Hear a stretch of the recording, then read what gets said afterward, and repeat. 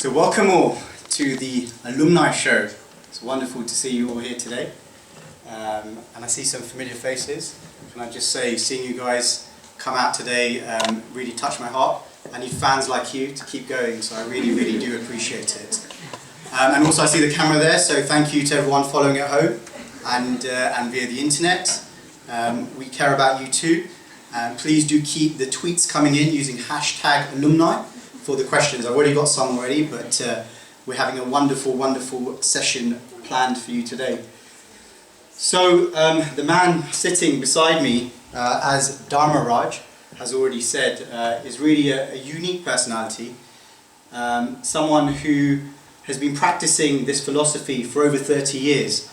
So my researchers, obviously I've got a research team, and they've told me that he actually got an MBA at Bombay University, and having done that, he worked in an international bank. So he basically got to as high as you could possibly get, materially speaking, and all of a sudden he thought, I'm going to chuck this all in and become a Hare Krishna. And to many of us that might sound like a very odd choice. Certainly sounds like an odd choice to me, but after 30 years he's still doing it, so clearly he feels he's made the right choice. So thank you very much for coming here today. Are you comfortable? Very comfortable. Wonderful. And can I just get some basic etiquette out of the way first? Sure. Do you like Maharaj? Do you like Swami? Do you like Guruji? Just tell me what's the deal here? Anything. Okay, this is awkward. One of our sannyasis used to joke when somebody asked him, what should we call you? Yeah. Should we call you Your Holiness, Maharaj, Swami? He said, call me whatever you like, but make sure you call me for prasadam. I like you. A man who likes food, a man after my own heart. Very good, very good. Okay, so I think we'll just get started. Have you ever heard of the elevator test, where you get into an elevator with someone, and you've got the time in the elevator to explain a concept. So here we are, we've just got in, we've just met, and we're going to go up to the 30th floor. So you've got 30 seconds, a bit of a slow elevator. So in 30 seconds, I want you to explain, if someone could time this, because, you know, as it is, you came a bit late. So you can give me proportionately that much. So 20 seconds. Hare Krishna, what's it all about? 5 things. Okay. Who are we? Who is God? What is our relationship with God? What is our relationship with this world? And what's the goal of life? So we are the eternal spirit soul, not this body. Krishna, the supremely attractive person, the source of everything, is God. We have a relationship of eternal love with God. Number 4, we are here in this material world having forgotten that relationship, and therefore are caught in a cycle of birth and death, evolving through different species of life. And number 5, the goal of life is to revive that love, primarily by the process of chanting the holy names of Krishna. So how many seconds is that? How was that? 49. 49 seconds. That was a pretty good start. Maybe we could give him a round of applause. You can also check the watch to see which. No, it was 49 seconds. So, wonderful answer. Very succinct. You mentioned the G word quite a few times there, of course being God. Understandably, you are a man of God and you've dedicated much time to God. I just want to understand, what is the relevance today? And let me tell you that there are some serious issues going on in the world, and I don't know what, you might be aloof to what's going on, but there's the Ashes series at the moment. England are playing Australia. Jimmy Anderson just got injured. Some serious issues there. Calais, I'm trying to go to Belgium next week. There's always migrants in Calais, and I might be delayed. And there's all kinds of serious issues, and I don't really understand where God fits into all of this. And let me just say, I haven't even touched on the Greek exit of the euro. This has been going on again and again and again, and my shares, they're plummeting. So where is God? I don't understand this God and these 5 principles that you've mentioned. Yes, that's the problem. Where is God? Because there is no God that we have all these crises going on. If God were present in a truly meaningful way, in a way that evokes devotion in the heart of everyone and purifies everyone's heart of all the materialistic tendencies, then we would have a happy world. So the G word is a very important word because it stands for something that's good for the world. G for good and G for God. Okay. Yes. Well, very, very good answer again. But I still don't understand. So if God was in the picture, would Jimmy Anderson be fit to play in the next test? Maybe you wouldn't think of test so much. You'd think of the real test of life. How to come out of the cycle of birth and death. How to remove misery from this world permanently and to go back to the spiritual world. Isn't that ultimately what we want? Whether it's through cricket or through the stock market, we want happiness. Yes, agreed. But these things will not give us happiness. So if we keep God in our life in a meaningful way, in a spiritual way, then we can achieve that happiness of life. I think, again, a great answer, and I agree with a lot of that. But I've met a lot of God people, and they tend to be fairly miserable, actually. The idea being that God equals happiness, but they seem to be the most hypocritical people. They seem to be the most judgmental people.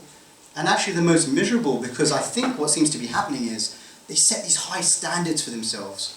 I must control my senses, I must be someone that I cannot be. Whereas my mates at work, they're so happy, especially on a Friday. And they don't have God in their life, but they've got a really nice car, a really nice house, and they know that the weekend is going to be wonderful. When I was in another country, I won't name it, they start getting depressed, they start getting happy by the time it's Thursday afternoon because they're looking forward to the weekend. Friday they practically don't work because the weekend's coming up. Of course, yeah. Thursday's a new Friday night. And then Sunday night is a night of depression because you've got to go back to work. It takes a day to recover from the depression. And by the time you get into the working mode, it's Tuesday afternoon. And so then by Thursday afternoon you're preparing for the weekend. So you actually end up working 2.5 days a week. So that's your weekend for you. But the point is that we escape from something. Because we're not finding happiness in our work, then we want to go and relax. Then we go and relax and enjoy, and we can't do that all the time, so we've got to come back to work. So neither of these are stable positions for us, and therefore neither satisfies us completely. It's only a superficial type of enjoyment of this world, an attempt to enjoy, but in vain. But if we truly bring Krishna consciousness into our life, then life will be happy, and every day is a life of like a weekend. Okay. Interesting. You've mentioned work there. Let me just tell you, I don't know if you're familiar, but within the UK, if you mention the Hare Krishna word, depending on the generation, they'll associate that with certain people or a certain generation. So the modern people, if you go and say Hare Krishna, they may think of Russell Brand, who's a comedian, and who very much advocates revolution. He's against the political institutions, and he wants a change. If you go further back, you think about the hippies, flower power, love, people that can't hold down a job. So my question to you is, can you basically hold a job and be a Hare Krishna? Because let me tell you, before I became a chat show host, I was thinking about going into law.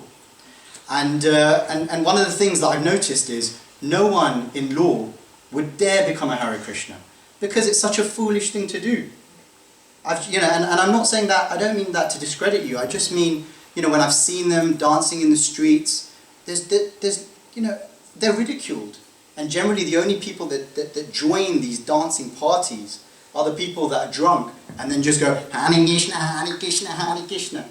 So how does that make you feel? Because you seem like you're a very grounded, a very grave, a very intellectual person. How does that make you feel? And what does that say about your philosophy? It's interesting when you talk about people who are lawyers or doctors or whatever else. And what do they do on the weekend when they go to those pubs and those nightclubs? How do they dance? Well, I don't know, but I presume it's something... Do you want me to show you? No, thank you. But maybe then people should compare and see whether the dancing of the devotees in the streets is something that's better or the dancing in the nightclubs is better. Anyway, everybody has a tendency to dance. So might as well do something in a sublime way, something that's productive, something that will help us spiritually, help us move on the path of spiritual life. So that's the answer, yes. It may appear a little strange, but then when we actually start practicing it, we find out this is the real natural thing for us to do. It's because we've made our lives so unnatural to start with, that everything that's actually natural appears to be highly unnatural. Okay. So Krishna consciousness is the ultimate natural way of life for us. Okay. Well, you speak with a lot of authority. You clearly have a lot of faith in this process. I find that interesting because I did a little bit of my own research on Wikipedia, and it says that this international society that you associate yourself with, it was only established something like 60 years ago. So it's a relative baby compared to the major world religions. How can you have so much faith in something that was only established such a short time ago? Well, the institution of ISKCON was established 60 years ago, but the philosophy that it practices and preaches is millions of years old. It's age-old philosophy coming back from the Vedas of India.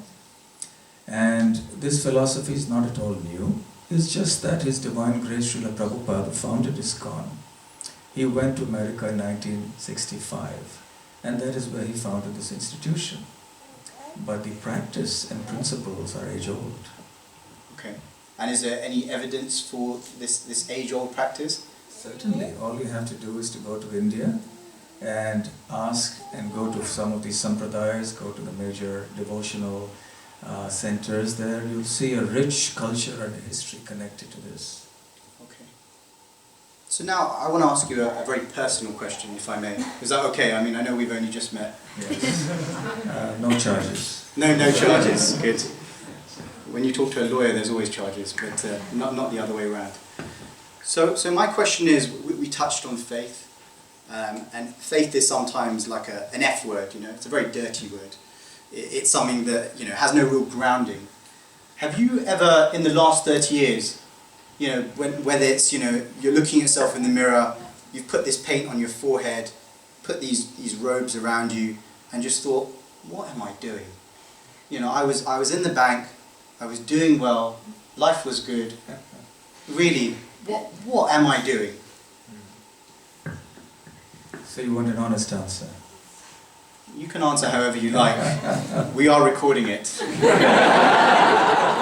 I really believe it if I say it. I'm a very genuine person, so Okay. I will believe it. So your question is whether I regretted this at any time. Mm-hmm. Yes? Yes. And the answer is no. Never. Not once. In 30 Believe it? years. Yes. And I hope not for the next 40 years. Yes? Believe it? Well, I'm silent for a reason. I am gobsmacked. That is quite an answer. So that suggests there's If something. at all there's any regret, Mm. it is that I didn't take to it earlier. Okay. Yes. So, have you seen Krishna? Yes, there he is. See? That's the picture. Okay. That's Krishna. He is appearing in the form of the painting here, which is non-different from Krishna. So we don't give so much importance to just wanting to see Krishna prematurely. Mm. Our philosophy is that we must hear about Krishna first and be eligible to develop the vision by which we'll be one day be able to see Krishna face to face with these eyes.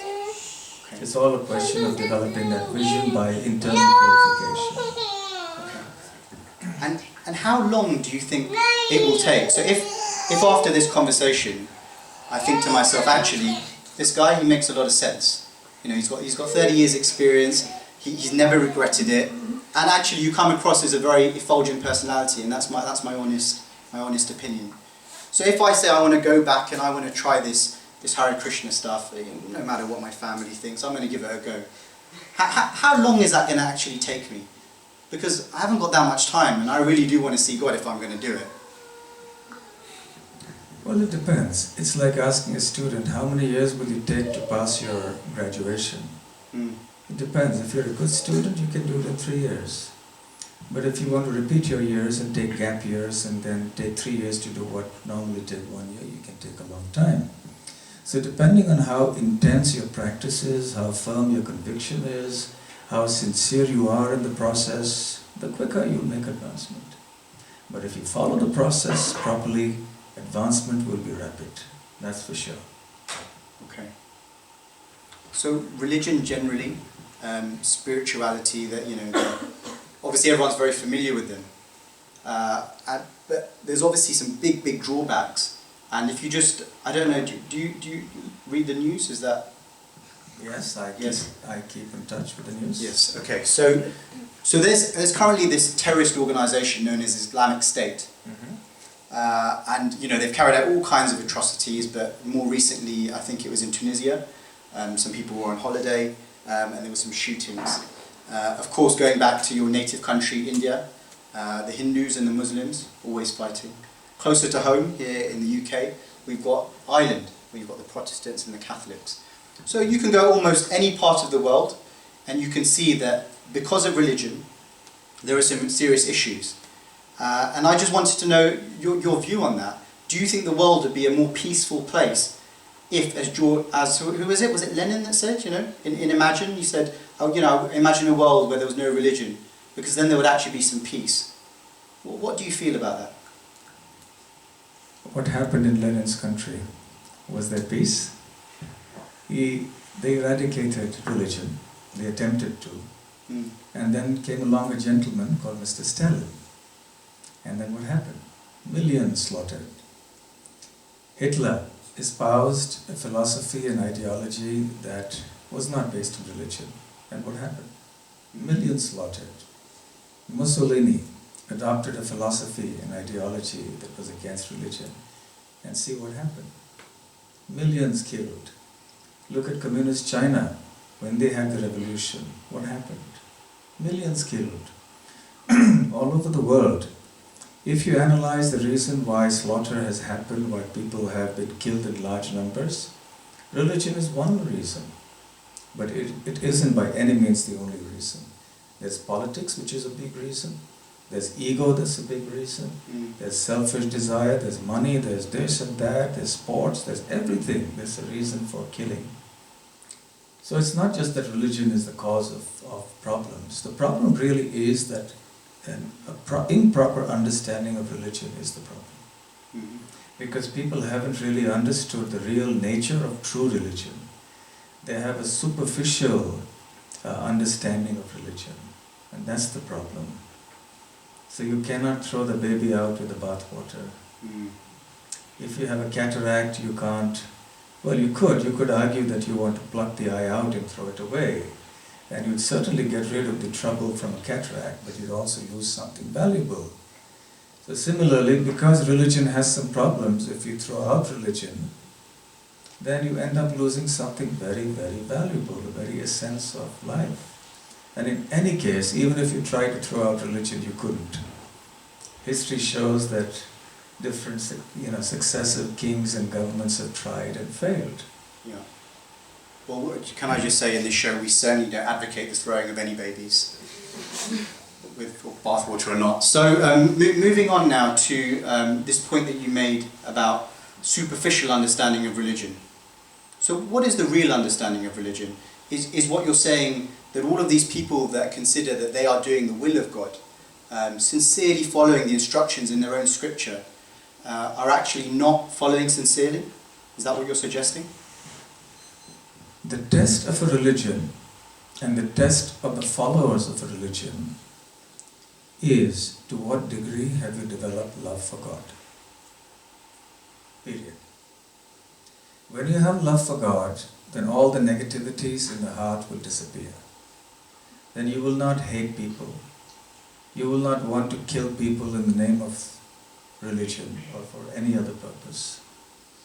So where there is love, there will be brotherhood, there will be forgiveness, there will be divine qualities like kindness, compassion, forgiveness, and there will be harmony, peace and joy in the world.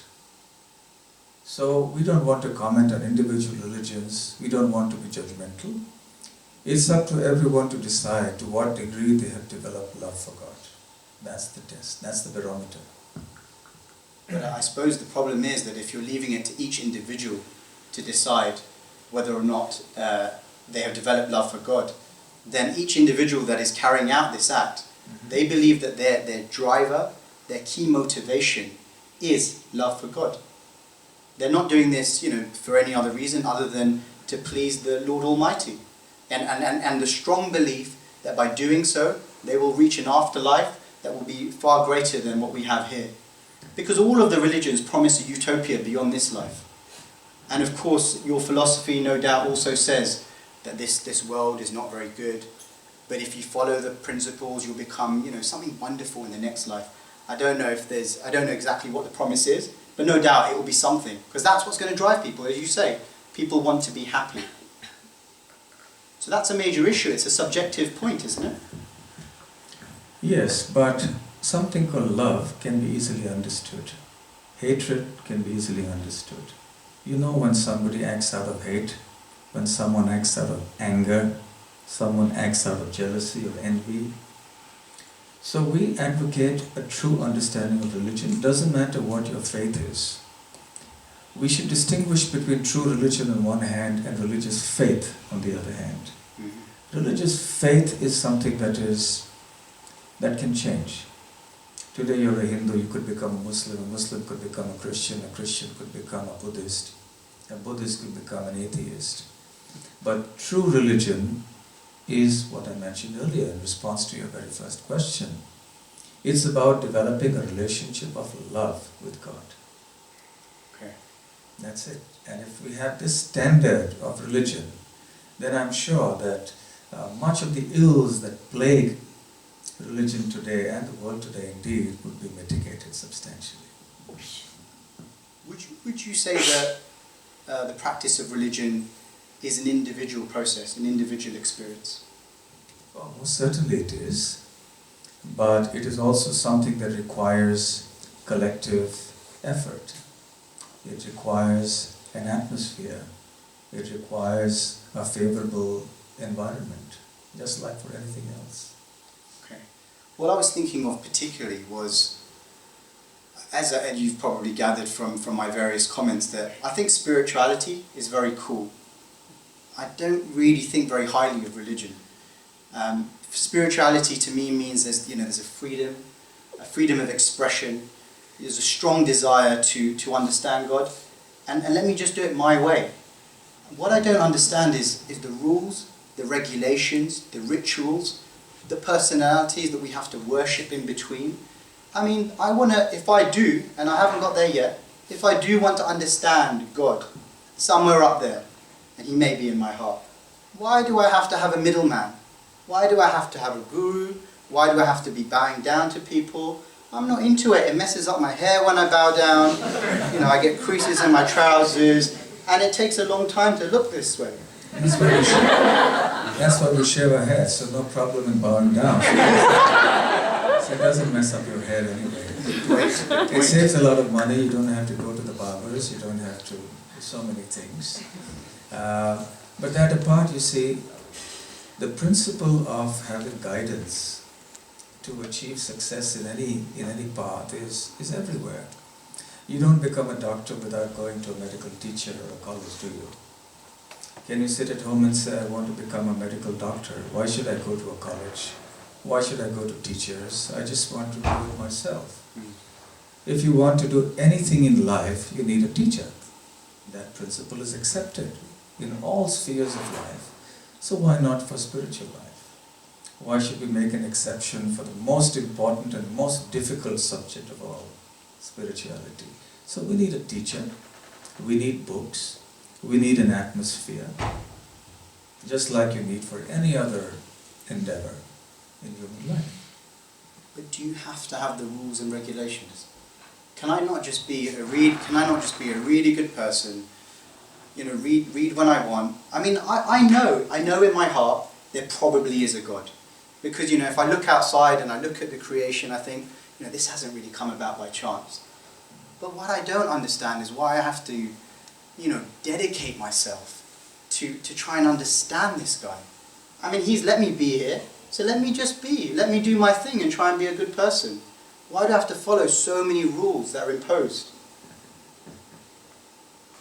For the simple reason that we don't know what good is. You think of one thing as good, I think of another thing as good. So that's the problem. So when we all have our different conceptions of what good is, that's where the problem arises. Yes. Therefore we fight about that, because I do something that you think is not good, and you do something that I think is not good, and we fight. However, so we have to take the opinion of someone who's superior to both of us, and that's God. And then we go to the messengers of God who understand, who truly are in a position of love, and who can make us understand what it is all about. Also, as far as rules and regulations are concerned, you drive a car, don't you? I do. Do you like the rules, traffic rules? Aren't they a botheration? They are a botheration, yeah. What if you just drove a car without rules? Wouldn't it just be so nice? You just drive around. Why do you have to wait for red lights, and why do you have to give signals for going left and right and slowing down and speed limits? Why don't you just drive happily? What do you think? Sounds wonderful. Can I open the sunroof and just really play the music loud, everything? Yeah. What do you think will happen? Probably an accident. Yes, and what's more, if you survive that accident, then you'll have your license taken away and you'll lose the freedom to drive. You won't be able to drive a car again legally in England ever again, or at least for a long time. So similarly, just as rules and regulations are necessary for driving, they're necessary in a workplace, they're necessary in any civilized society, they're necessary, believe it or not, even in football. You like football? I love football. Now, isn't it a botheration that you have the one man in the middle there always blowing the whistle and spoiling the fun? Wouldn't it be great if everyone just did whatever they liked out there in the field? Just kicked the ball and maybe kicked a few others in the park. It's such a happy group of people out there with 50,000 cheering them on. Yeah. What do you think? Yeah, it wouldn't be a very good game. Wouldn't be a good game.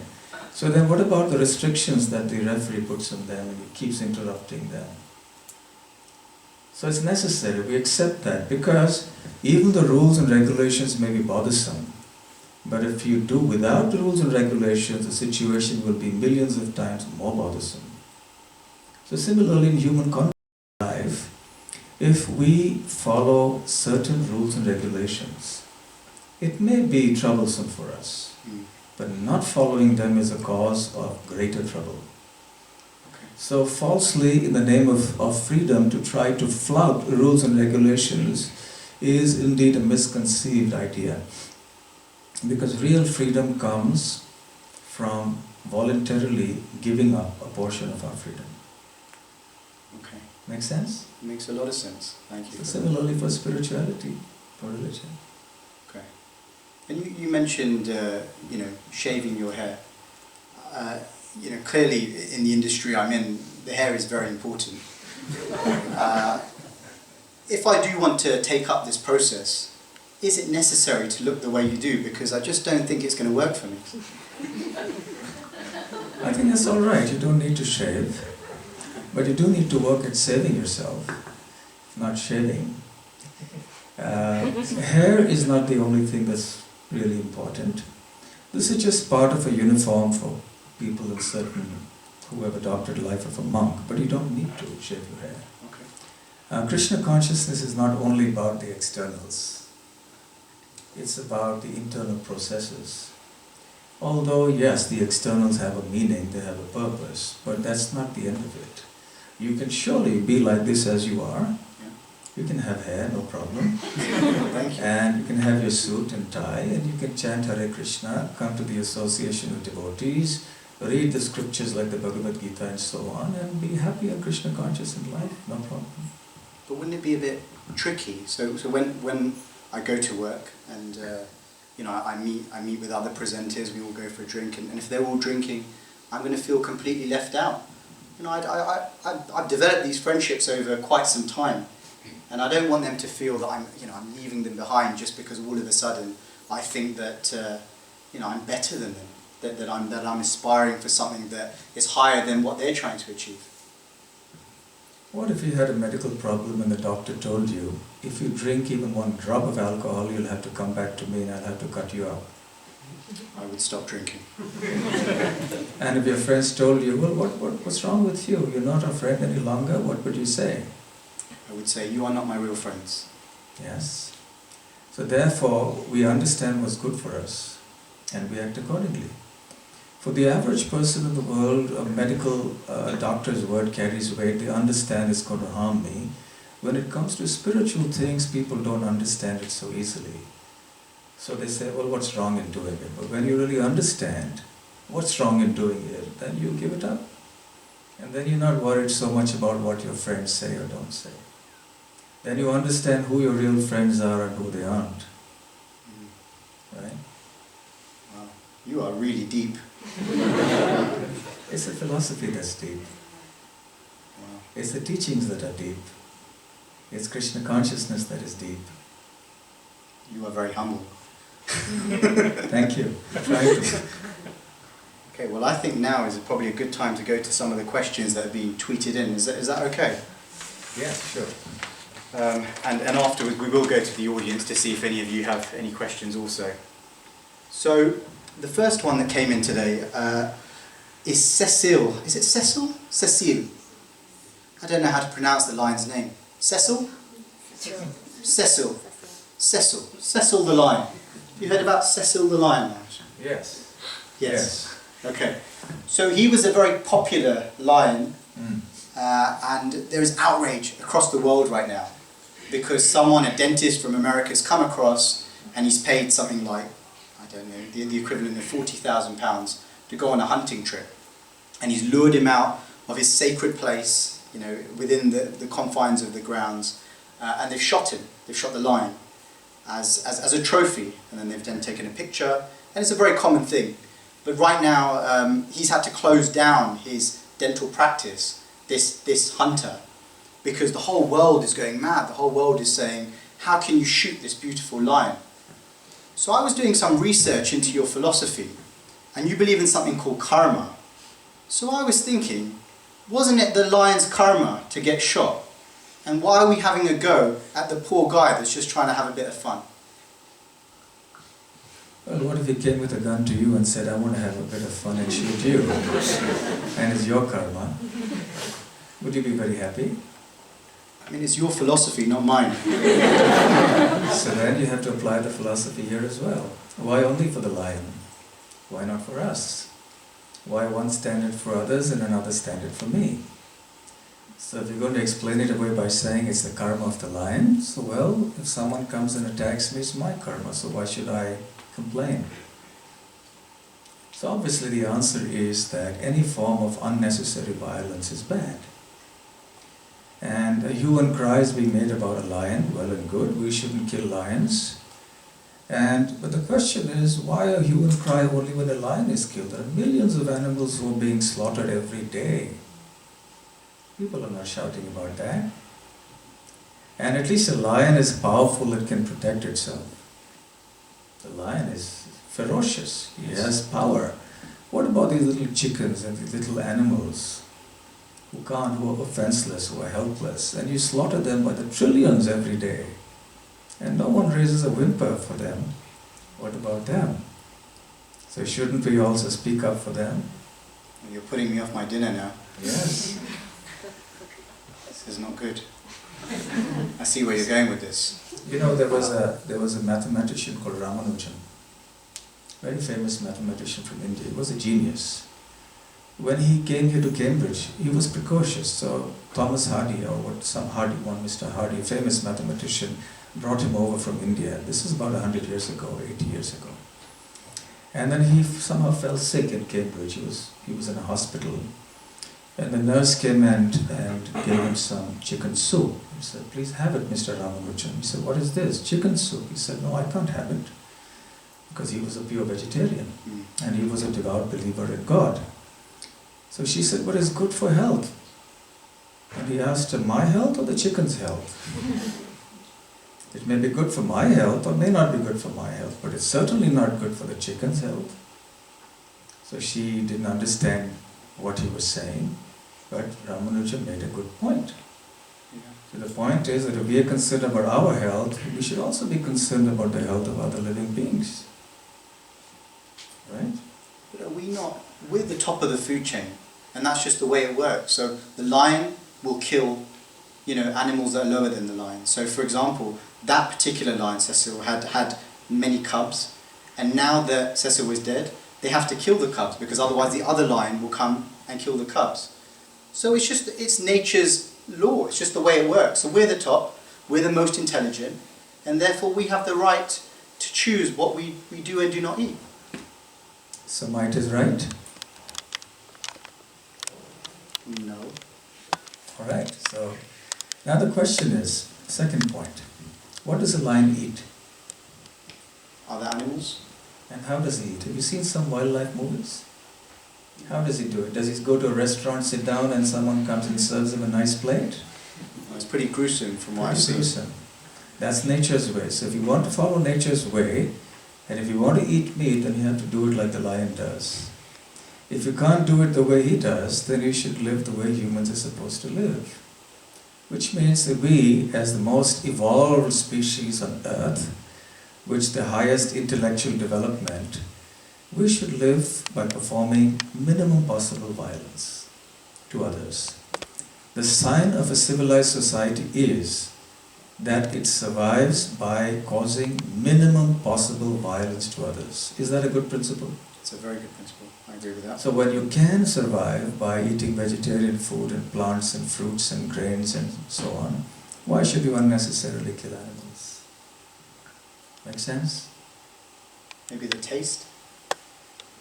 Yes, maybe the taste, but vegetarian foods are also delicious. But if you want the taste, then you also have to bear the consequences of the violence. Pythagoras said, violence begets violence, and a person who doesn't think there's anything wrong in killing animals, one day will begin to think there's nothing wrong in killing humans. Yeah. So when you get accustomed to killing animals, one day you get accustomed to not quaffing or not being horrified at the thought of humans being killed. And therefore today we have millions of humans being killed every month, and we just see it as headlines in the newspaper and we move on. We're not touched anymore. So continued eating of meat will desensitize the human being. Okay. Well, I mean, there's a lot of logic to that, and I can see it's a slippery slope, and then once you start doing something worse can happen. Yes. But in my case, I think that I've been brought up to eat meat, and my wife cooks very nice dishes for me on a regular basis, and so I don't think that I would be able to give it up. So would you then say that I can't practice this philosophy that you are recommending? Well, giving up the meat is one part of the practice, but the essential part is to chant the holy names of Lord Krishna. So people, when they come to this philosophy, they encounter it, they may have so many habits from the past. But once they start chanting Hare Krishna, they start understanding the philosophy, they read and hear the Bhagavad Gita and other scriptures like that, they associate with devotees and live a very pure life. The desire to eat these other items that are prohibited gradually diminishes on its own. And one doesn't feel like doing that anyway. So it doesn't matter if you're eating meat at the moment, but just come into the association of devotees. I'm not suggesting that you can continue eating meat, but I'm saying that the fact that you are eating meat is not a disqualification for you to come to the association of devotees, start chanting Hare Krishna, and gradually you'll be convinced enough to give it up happily. It's a good deal. Oh, it's a very good deal. But I have tried this chanting of Hare Krishna I've used these beads. I got them from this place in Watford. Quite a good deal, actually, £5. And they gave me a bag with it as well. It was nice. I didn't really understand the whole finger thing. But anyway, so I tried it, and I just found it a bit really repetitive, a bit mechanical, a bit boring. I mean, can we not mix up the words or something? Anything we can do to make it a bit more fun? Have you studied chemistry? Chemistry? In school? I did GCSE, yeah. Yes. Yes. You have some molecules and atoms and elements written in a sequence. And you have to do some, what if we just invert the sequence a little bit? Yeah, it's a different experiment, isn't it? It's a different thing. Yes. And you want to prove something. You say, well, what's in a few words here and there? Put C in front of the H rather than after. And so you wouldn't do that, would you? You give importance to the order also. Yes. Because it has a meaning. Yes. It's not just whimsically there. So similarly, the mantras that are given in the Vedic scriptures, they're given there for a purpose. They have a meaning. Even the sequence, the order, is there for a purpose. So although these names of God can be chanted anywhere, anyhow, by anybody, but if we want to get the maximum benefit, then we should follow the mantras as they are prescribed in the scripture. We follow the prescription of the doctor. To the degree you deviate from that prescription, to that degree the cure is not effective. So likewise, to the degree we want to change the mantras, to that degree we are not going to be, the cure is not going to be so effective. Okay, so let's stick with the same mantra. There's a lot of logic to what you just said there, but it's still fairly boring. I mean, it is what it is. I can't lie. I did try it, and I started, and they told me at the temple when I went. They said, if you're going to try it, focus. But ultimately, so many other things going on all around, and I just lost interest. So what I'm thinking is, if I do take this up more seriously, I'm going to forget the whole individual bead thing, and I'll just come to the dancing thing, because I quite like that.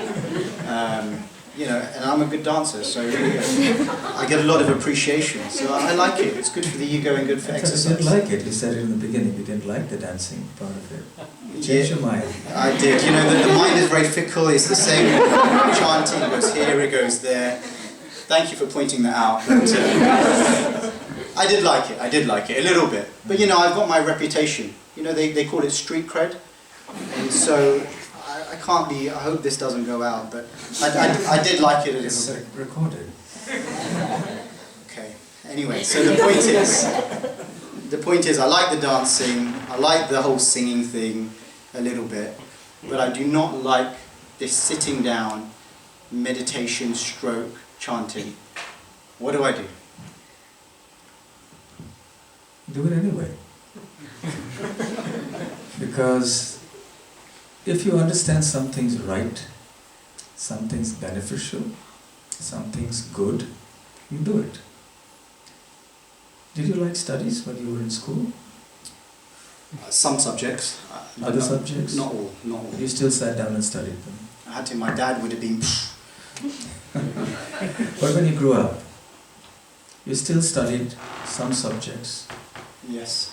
You sat down in one place and sat down to study your books. Yeah. Media because studies. You realized why it was so important for you. Yes. So similarly, when we realize something is very important, we do it. So even if we don't like it so much, but we understand its importance and we do it. Right? And as you keep doing it, then you get the taste for it. And as far as the repetitive chanting is concerned, let me assure you, it's far better than chanting Coca-Cola, Coca-Cola, Coca-Cola, Pepsi-Cola. If you were to chant that, I'm sure you'd give up very quickly. Yeah. But we've been chanting Hare Krishna Mahamantra for 30 years. And I'm happily doing it today, after 30 years. Haven't got bored, haven't given it up. Wow. You sure you don't use any different mantras? It is the same? More of the same. Very interesting. Very interesting. So the Hare Krishna Mahamantra is a transcendental sound vibration. It's a spiritual sound vibration. It's not an ordinary mundane sound. And therefore, when you sincerely chant this mantra, then it purifies the heart. It gives you a higher taste. And therefore that impels you to practice more and chant more, and then you feel happy. So therefore chanting Hare Krishna makes you actually happy. So can I just, because God is everywhere, I've heard this as a universal principle. Do I really have to go to the temple? Or do I have to go to a church? Do I have to go to a mosque? Why do I have to go to a place where, again, all of other people are there? I mean, I just want it to be about me and God. And I understand you did make the point earlier on. You said, as with anything, you need association, you need a teacher. But do I really have to go to the temple? Can I not just do it in my own time? You need a teacher, you need books, you also need a school, right? Yes. You have to go to school? Yes. Or is it okay, you can do without it, just home, sitting at home all alone? No. You need to go to a school. But that doesn't mean you shouldn't study at home. You should study at home, and you should also go to school. So just as you need a school to go to for learning mathematics and geography and history, so also we need a school, an educational place where we go to learn the principles of spiritual life. Same principle. Just like you need a teacher for material knowledge and for spiritual knowledge. You need a place for both. You need a book for both. Because you're learning something, you're gaining knowledge. So therefore going to a temple makes good sense. Because a temple is where you learn about God, you learn about spiritual life and how to practice it. You can ask questions to people, you can meet with people, and it's where similarly minded people congregate. And that's the idea that's accepted by everybody. Say you're a lawyer, are you? Well, I'm actually a chat show host, but Okay. I do a bit of law on the side, yes. Okay, so you're a lawyer. So you have an association of lawyers, do you? Yes. And that protects your interest. And you go to programs organized by the Lawyers Association, I do. and then you talk of topics that further your interest as a lawyer. Yes. Yes? Agreed. Same principle. So when we go to a place of worship like a temple, that's the idea. People who are interested in progressing in their spiritual life, they come together Okay. with the idea of making advancement in their common area of interest. Logical, isn't it? Very logical. And by the way, if God is everywhere, isn't He in the temple also? You would hope so, wouldn't you? Yes. So therefore we go to the temple. Yes. Why should the temple be the only place where God doesn't exist? God is everywhere, but He exists in the temple. It's easier for us to understand God going to the temple, so we do that. Well, Yes. this has been a really fascinating discussion, and I've got a real insight into what Hare Krishna is all about. We've got a little bit of time, so I just wanted to, people have come here to this special studio today, a little mansion in Watford. So I just wanted to ask if there's any particular questions out there that you've always wondered. Just feel free to stick up your hand. And the more controversial, the better, really, because I don't know how many opportunities we're going to get to sit down with someone like this. And he's a real life saint, and I can tell, and he's glowing. So he must be. So And it's for free. and it's for free. So any questions? Any on this side here? No. I would love to hear from someone who's new, if there is anyone new, because you look like a man who is new. Although you've already got the haircut there. Yeah. Yeah. What is your name? Kamal. Kamal. Okay, please. So in the Gita, there's a concept of duty, and Krishna is speaking to Arjuna, and obviously he is reluctant to fight, but then Krishna tells him it's his duty. But we don't all have Krishna here to tell us our duty. So how can we know what is our duty and purpose in life? I mean, we've got our esteemed colleague here who works as a lawyer. We have people here working as a doctor. I myself work in IT, and sometimes I'll be working till late and I'll get calls, etc. And I think, is this really my duty, or what? How can we know what our duty is in life? So your question is, how do we know what our duty in life is? There's two kinds of duties. One is your duty within the material world that pertains to this world and your body. And the second is your spiritual duty. The spiritual duty is common for everyone, regardless of who we are, where we come from, what we do, and so on. And that is to reconnect with Krishna, our Supreme Source. Reconnect with love. So we have to perform activities that will make us love Krishna, like chanting his names, hearing his messages. So that duty is common for everybody. And that's the most important and fundamental duty. And the other duty, which is the duty to maintain the body and the home and the family and so on, is also an important duty, but it's not the ultimate duty. That duty is performed in order to enable everybody within the family to perform the first mentioned duty, the higher duty, the spiritual duty. So we have to organize our life in such a way that we can maintain the body, the family, have a roof over our heads and so on. And we can also progress in the spiritual path. As far as your specific material duty on the platform of the body, that's something you have to discuss with someone who can guide you so that you don't accept a vocation or a way of life that will be unfavorable to your performance of your spiritual duties. For example, we wouldn't like to go and become a bartender. We wouldn't want you to go and become a butcher or something like that. So that's something that requires knowledge and requires guidance, and then there will be further clarity. Thank you, Kamal. So don't give up the IT yet.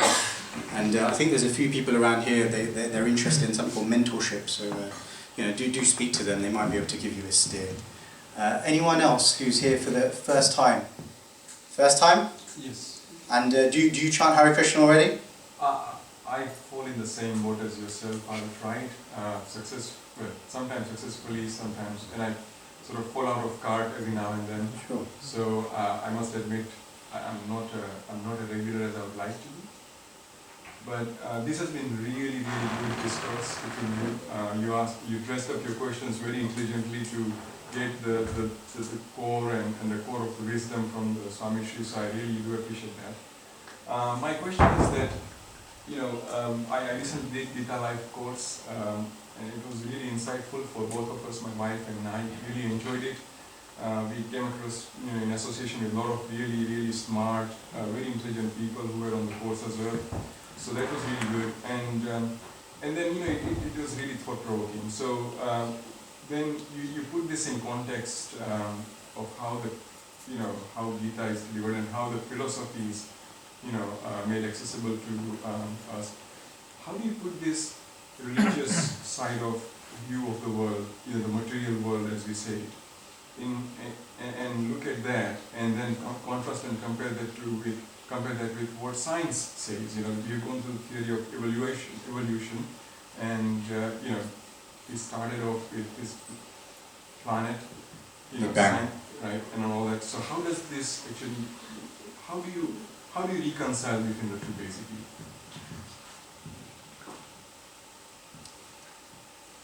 Not always possible to reconcile. Depends on what it is that we're trying to reconcile. Some things we may be able to reconcile, but some fundamental things we may not be able to reconcile. And then it's a question of understanding both properly, so that we can evaluate the merits of each and then choose. So as far as the principle of Darwinian evolution is concerned, no. We do not accept that as a principle.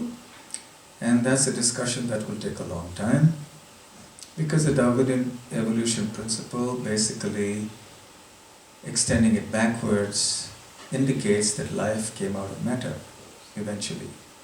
Right. Life started from inanimate matter into the most simplest organisms, which then became more and more complex. And as it went on increasing, eventually these different species evolved by genetic mutation. And then finally, lo and behold, we have the human being. So that's not something that we accept. And we accept another type of evolution, but not of the body. we talk about the soul moving through different types of bodies. The different bodies and the different types of species have always been there and they will be there. Some may get extinct, that's another question. But the bodies are there, the species are there, and the soul moves in through these different species, life after life. That's the kind of evolution we accept. Not that the body itself is evolving from one species to another. What will my next body be? That will depend on the kind of karma you perform. So if you perform the karma like a human, you get the body of a human. If you do the karma of an animal, you get the body of an animal. And if you perform divine activities, then you will be released from the cycle of birth and death and go back to the spiritual world. So it's in our hands, we can choose. That's right, yes, we can choose, we can select. Okay. So our destiny is in our hands, yes.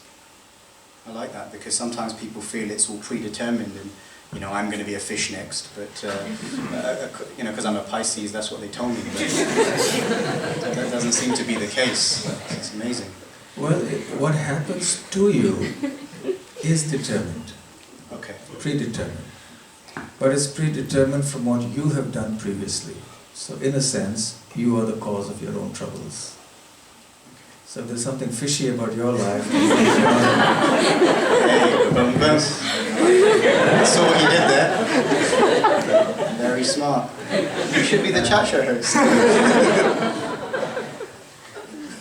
So, but your future is in your hands. Wonderful. Okay, any other questions from any first-timers? I know there's some first-timers there. Was there anything over here on this side? Yes. I hear the term back to Godhead all the time, but shouldn't a person want to be reborn again and help others achieve Godhead? Isn't that like a higher cause? You know, I just wanted to... Okay, since I believe it's been recorded, I'll repeat the question for the benefit of viewers. Instead of talking about going back to Godhead, to the spiritual world, wouldn't it be better if we just take birth again and again and help others go back to Godhead? That's a very elevated spiritual conception. It's something that someone who's really very evolved spiritually will think. I don't mind. If that's what Lord Krishna wants, if that's what God wants, I don't mind coming back again and again. Even if it means I have to endure so many bodily sufferings. But yes, the principle is that a devotee is not selfish. A devotee is not only looking for even relief from material distress. A devotee simply wants to love Krishna and to please him and to facilitate others in doing the same thing. And if for that purpose, and if that's what the Lord wants him to do or her to do, the devotee is happy to take birth again. As a motivation, as a philosophical point, we should know that our destination and goal is there in the spiritual world.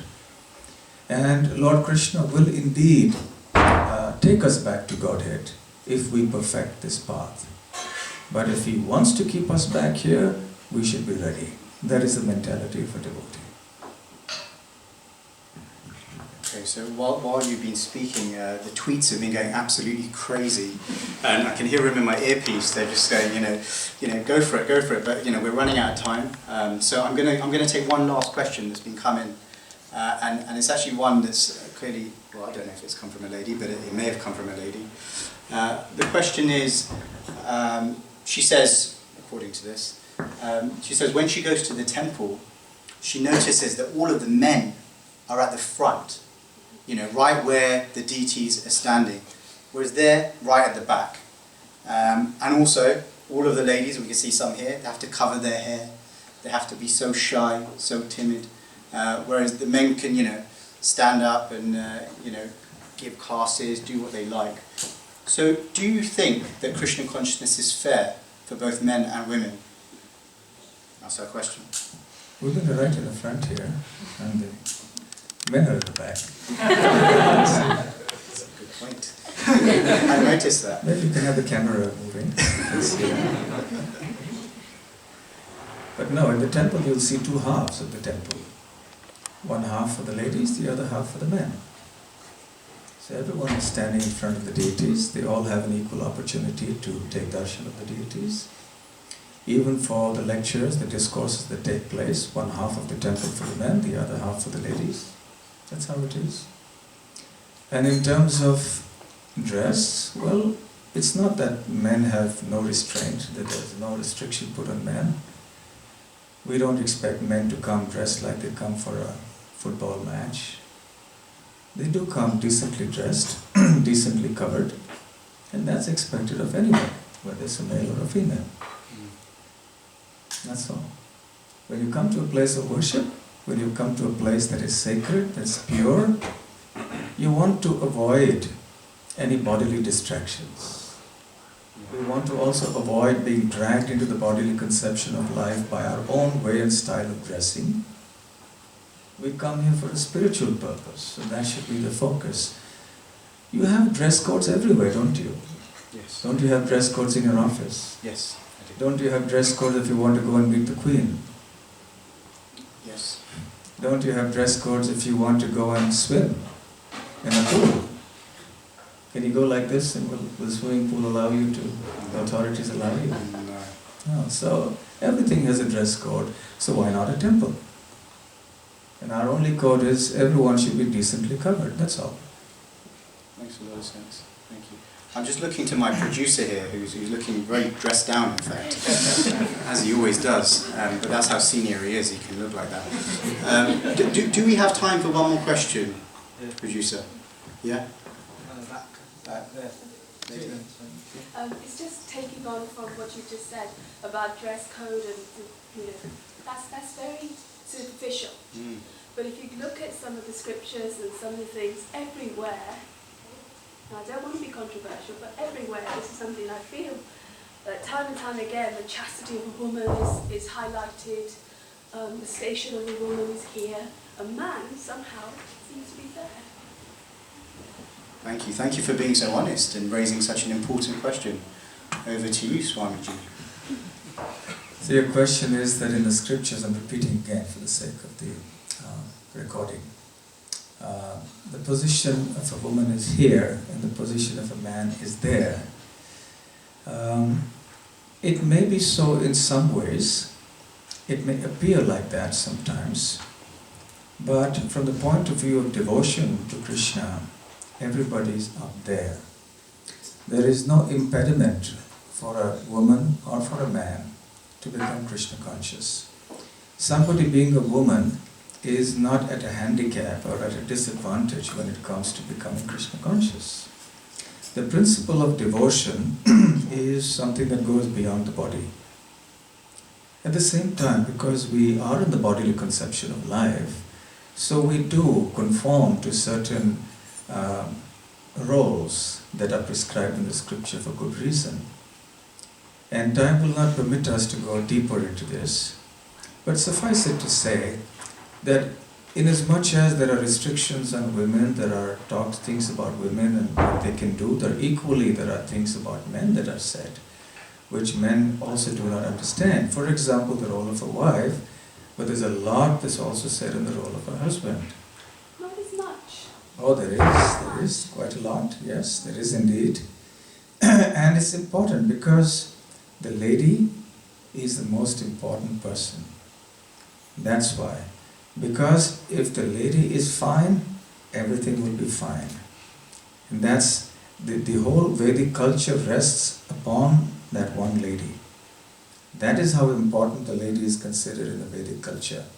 Even someone like Lenin, I was quoting this the other day to somebody, who was a communist, an atheist, who didn't believe in religion or God or scripture or anything of the sort. He had this quote. He said, "Give me a good mother and I will give you a good nation." He said that. Now, from today's point of view, many may argue, well, why should I be a good mother? Or why should I be this or that? Why didn't he say, I'll be a good father and I'll give you a good nation? Of course, the father's role is also very crucial. But what a mother can do is incomparable. So whether as a wife, she can keep the spiritual culture, because she has that that spiritual inclination more than the husband. Mostly you will find in religious gatherings it's the ladies, because they are naturally inclined. Whereas the men are more into their ego and other things. So the lady of the house can maintain the spiritual atmosphere as a wife, as a mother. She looks after the children and makes sure they get very good spiritual upbringing and they get very good values. So these things have to be seen in this context, that the lady has a very important role in the Vedic society. And more of that another time, maybe. Yes. Well, it's very interesting. I think we could have a whole session just on that topic. Yes, It's wonderful. yes. I think one very final question, and you've had your hand up for a while. Sorry, I haven't. Pranam Maharaj.